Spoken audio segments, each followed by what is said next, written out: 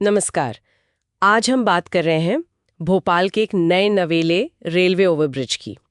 ये आजकल ना काफी सुर्खियों में है। हाँ, बिल्कुल। वो ऐशबाग स्टेडियम के पास जो बना है ना, जी। वही। और इसकी चर्चा की वजह है इसका एक अजीब सा 90 डिग्री का मोड़। 90 डिग्री, ये तो सुनने में ही थोड़ा अटपटा लगता है किसी पुल के लिए। बिल्कुल। इसे बनाया तो गया था ट्रैफिक जाम कम करने के लिए। मतलब मकसद नेक था। महामाई का बाग, पुष्पानगर, स्टेशन एरिया, इन सबको नए भोपाल से जोड़ना था।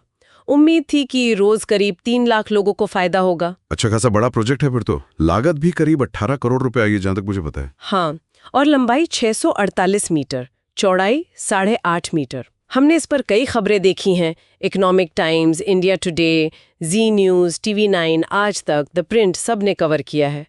तो आज हम इसी पर थोड़ी गहराई से बात करेंगे। समझने की कोशिश करेंगे कि ये डिज़ाइन, ये विवाद, अधिकारियों का क्या कहना है और इंजीनियरिंग क्या कहती है। हाँ, ये समझना जरूरी है कि आखिर पूरा मामला है क्या। तो सबसे पहला सवाल तो ये कि भाई ये पुल बनने के साथ ही इतना विवादों में क्यों आ गया? वजह तो साफ है, वो अचानक से आने वाला 90 डिग्री का तीखा मोड़। इसी को लेकर लोग, खासकर लोकल लोग और सोशल मीडिया पर भी काफी चिंता जता रहे हैं। सुरक्षा को लेकर सवाल उठ रहे हैं। मैंने भी देखा, कुछ लोगों ने तो इसे मौत का एंगल तक लिख दिया है। हाँ, और सवाल यही है कि क्या ये कोई इंजीनियरिंग का चमत्कार है या फिर मतलब हादसों को न्योता दे रहा है? डर तो वाजिब है। लोगों को लग रहा है कि इतनी तीखी ढलान और फिर एकदम से मोड़, गाड़ियां संभालना मुश्किल हो सकता है। बिल्कुल। अब आते अधिकारियों के पक्ष पर, उनका क्या कहना है इस पर? हाँ, ये दिलचस्प है। लोक निर्माण विभाग मतलब PWD, उनके जो मुख्य अभियंता हैं VD वर्मा, उनका तर्क ये है कि देखिए, पुल के पास ही मेट्रो स्टेशन बन रहा है और जमीन की भी कमी थी, तो उनके पास कोई दूसरा विकल्प ही नहीं बचा था इस डिजाइन के अलावा। जमीन की कमी और मेट्रो स्टेशन। जी। और उनका ये भी कहना है कि ये पुल असल में सिर्फ 2 कॉलोनियों को जोड़ने के लिए है और ये रेलवे की जमीन पर बना है। अच्छा। उन्होंने ये भी साफ कर दिया है कि पुल पर सिर्फ हल्के वाहन मतलब छोटी गाड़ियां ही चल सकेंगी, भारी गाड़ियों की एंट्री बंद रहेगी। और जो इंडियन रोड कांग्रेस यानी IRC के नियम हैं, उनका पूरा पालन होगा। सुरक्षा इंतजाम, स्पीड लिमिट, सब कुछ। लेकिन एक सवाल मन में आता है, ये जमीन की कमी या मेट्रो स्टेशन वाली बात, क्या ये पुल का डिजाइन फाइनल होने के बाद पता चली या योजना बनाते वक्त ये सब पता था? ये बहुत अहम सवाल है।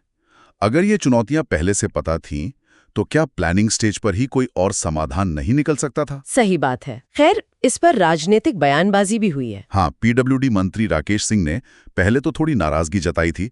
कहा था कि पुल बनने के बाद अचानक सब एक्सपर्ट बन जाते हैं।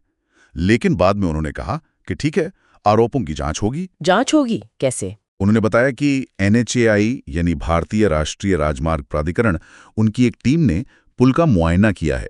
अब उनकी टेक्निकल रिपोर्ट आएगी और उसी के आधार पर आगे का फैसला लिया जाएगा। अच्छा, NHAI की रिपोर्ट का इंतजार रहेगा। चलिए तब तक थोड़ा इंजीनियरिंग वाला पहलू समझते हैं। क्या सड़कों या पुलों पर ऐसे 90 डिग्री के मोड़ आम बात है या ये वाकई असामान्य है? देखिए, इंजीनियरिंग के जो मानक हैं, उनके हिसाब से तो ये बिल्कुल सामान्य नहीं है।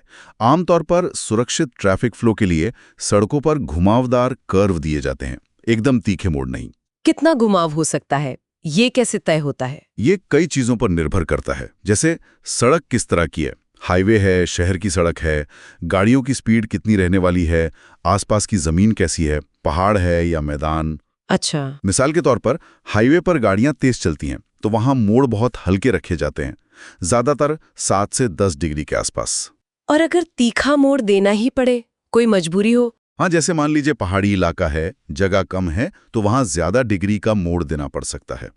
लेकिन उसके लिए फिर खास तकनीकें इस्तेमाल होती हैं, जैसे सुपर एलिवेशन।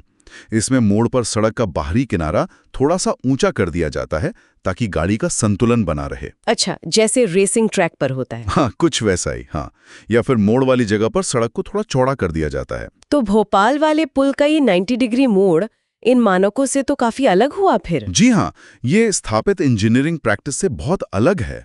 ये जानना जरूरी है कि मानक प्रक्रियाएं क्या हैं और ये डिजाइन उनसे कितना हटकर है। तो कुल मिलाकर स्थिति ये है कि भोपाल में एक जरूरत पूरी करने के लिए पुल बना, लेकिन अपने डिजाइन की वजह से वो विवादों में घिर गया है। बिल्कुल।